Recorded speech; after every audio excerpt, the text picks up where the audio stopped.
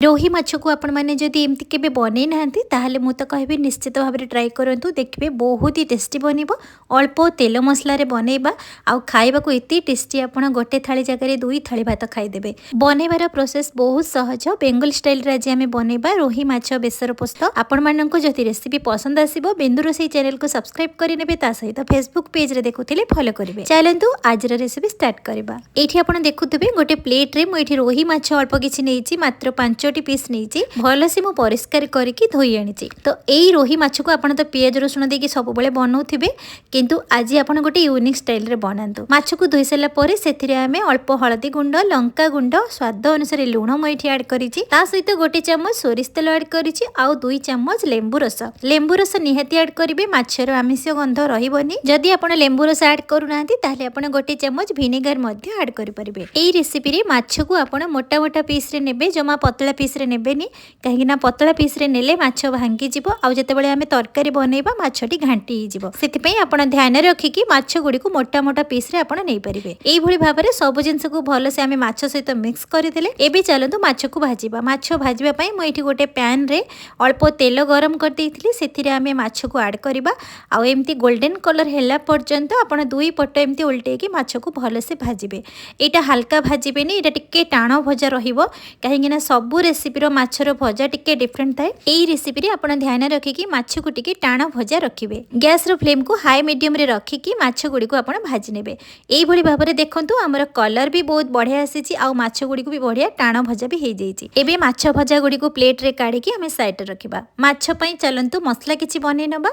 एठी हमें छोटो ब्लेंडिंग जार गोटे चम्मच जीरा नेइची गोटे चम्मच कला सोरिष नेइची 1.5 चम्मच नेइची पोस्त ता सहित गोटे चम्मच आमे धला सोरिष नेइचंती। एठी अल्प किछि रसुण नेइचंती कंचा लंका 2टी नेइचंती अल्प किछि अदा। आपण जदि राग अधिक खाइबे ताहाले आपण लंका अधिक ऐड करि परिबे। एबे आमे अल्प पानी देकी मसला गुडी को आमे पेस्ट बनेबा। एबे आमे मसला पेस्ट को गोटे बाउल को ट्रांसफर करिबा। एबे एई मसला को एबे साइड रे रखिबा। एबे आमे सेम ब्लेंडिंग जार रे 2टी टमाटो ऐड करिबा। टमाटो को आमे भल से पेस्ट बनेबा। एथिरे पानी बिल्कुल देबेनी। एई टमाटो पेस्ट को आमे गोटे बाउल को ट्रांसफर करिके साइड रे रखिबा। एबे चलंतु मसला बटा सरी गला। एबे आमे गोटे कढ़ईटे बसेबा गैस रे। कढ़ई गरम हेले आमे 2 चम्मच सोरिष तेल ऐड करिबा। तेल गरम हे सरले हाफ चम्मच एठी पंच फुटण ऐड करिबा। आ एठी अल्प कटा पियाज म एठी ऐड करिछि। आपण देखिकि जानि परुथिबे तेलर क्वांटिटी केमती आ पियाजर भी क्वांटिटी केमती। पियाज टिके हल्का भाजी हेसले आमे सेथिरे अल्प हल्दी गुंड अल्प लंका गुंड दे देबा। भल से मिक्स करिबा। एठी भल से मिक्स हे सरले आमे एठी टमाटो बटा को एठी ऐड करिबा। जेहेतु आमे अल्प तेल मसला रे बनौचंती ताहले आपण टमाटो को बाटी के ऐड करिवे। देखिबे ग्रेवी भी बहलिया आसीबो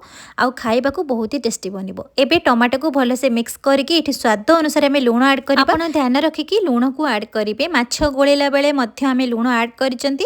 एबे ग्रेवी पई आपण सेही अनुसार ध्यान रखिकी लूण को ऐड करिवे। एबे आमे सोरिष पोस्तर बटा मसला को ऐड करिबा आ गोटे कप पानी ऐड करिबा। सब जिंस को भल से मिक्स करके लिड को कवर करके किछि समय मसला को फुटिया पई छाड़िबा। ध्यान रखिबे गैस रो फ्लेम को स्लो मीडियम रे रखिबे। 2 रु 3 मिनिट परे एठी लिड को काढिकी आमे मसला को भल से कसिबा जे पर्यंत मसला रो तेल छाड़िबा स्टार्ट न होईची।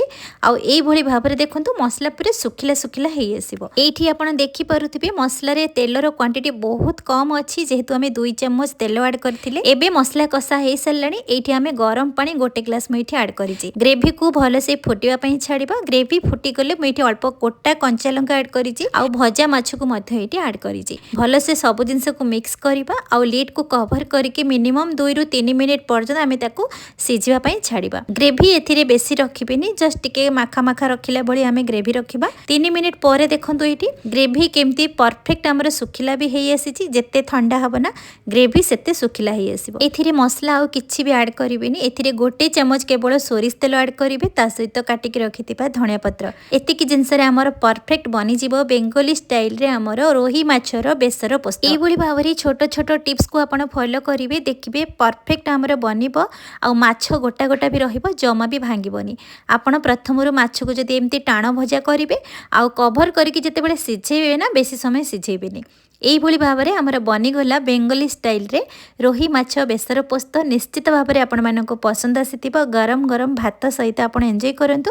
ଗୋଟେ ଥାଳି ସହିତ 2 ଥାଳି ବି ଆପଣ ଖାଇଦେବେ। ପିଆଜ ରସୁଣ ବଟା ଖାଇ ଖାଇ ବୋର୍ ହେଇଯାଉଥିଲେ ଆପଣ এইଭଳି ଭାବରେ ଥରେ ଟ୍ରାଏ କରନ୍ତୁ, ଦେଖିବେ ବହୁତ ହି ଟେଷ୍ଟି ବନିବ। ଆଜିର ରେସିପି ଆପଣମାନଙ୍କୁ ଯଦି ପସନ୍ଦ ଆସିଥିବ ୟୁଟ୍ୟୁବରେ ଦେଖୁଥିଲେ ବିନ୍ଦୁରୋଷେଇ ଚ୍ୟାନେଲକୁ ସବସ୍କ୍ରାଇବ୍ କରିବେ, ଲାଇକ୍ କମେଣ୍ଟ କରିବେ, ଫେସବୁକ୍ ପେଜରେ ଦେଖୁଥିଲେ ଫଲୋ କରିବେ। ପୁଣି ଦେଖା ହେବ ନୂଆ ରେସିପି ସହିତ। ସେ ପର୍ଯ୍ୟନ୍ତ ରହୁଛି, ନମସ୍କାର।